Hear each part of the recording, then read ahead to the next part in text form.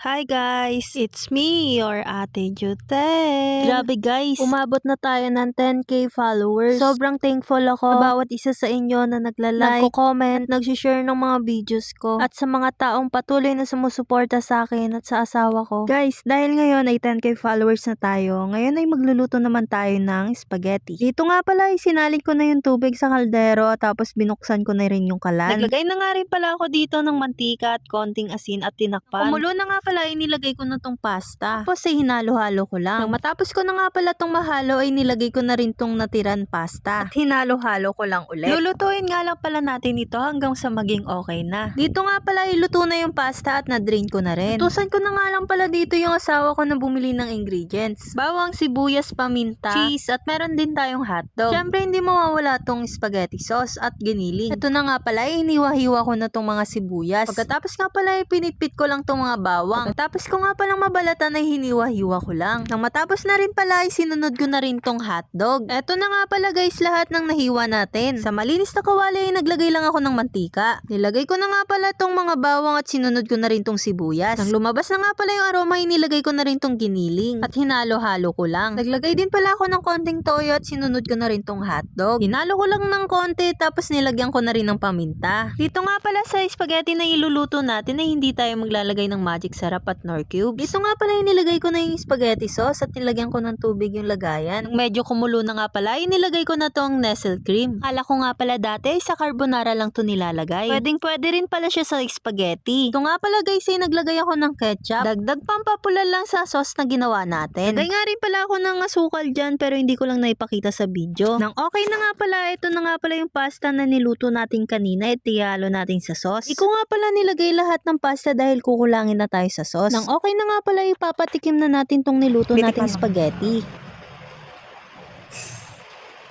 Yung lasa na yun.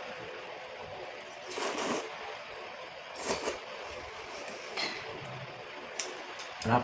Yung totoo, ano lasa? Sarap parang Jollibee. Masarap ba to? Siyempre. Sarap. Parang Jollibee. Ako naman to. Sige. Sarap.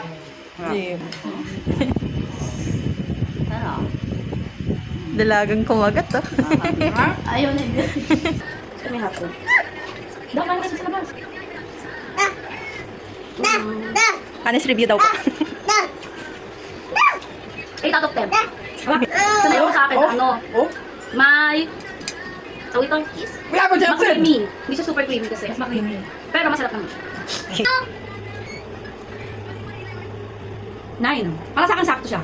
Yung pasta, tsaka yung sauce, walang di pa hindi matalis. Then siya sa akin. Tara. Kapag tikman mo. Spaghetti? Yes. Okay. Rate mo 1 to 10. Sige. Tapos honest review. Sige, honest review ah. Oo.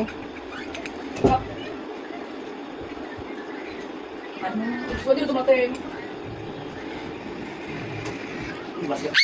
Sobrang sarap! Okay, akin na ito. Papakita ko ito sa mga classmates ko. Bye!